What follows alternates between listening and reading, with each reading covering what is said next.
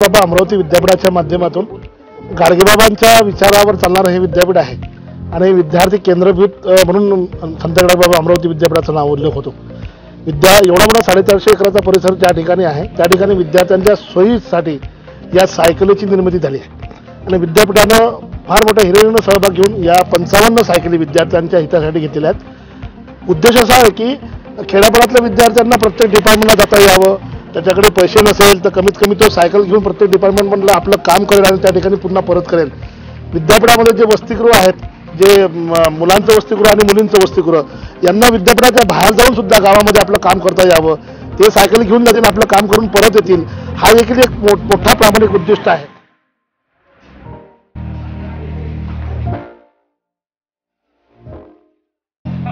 Sir, जे बाहेर गावावरून स्टुडंट्स येतात त्यांचे प्रत्येकांचे डिपार्टमेंट हे खूप दूर आहेत।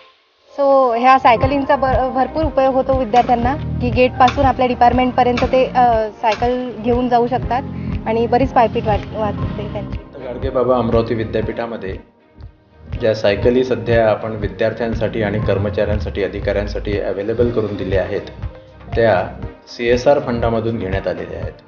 CSR म्हणजे कॉर्पोरेट सोशल रिस्पॉन्सिबिलिटी फंड। आपल्याला PV इंडस्ट्रीज वर्धा यांच्याकडनं ₹3 लाखाचा हा फंड मिळाला होता।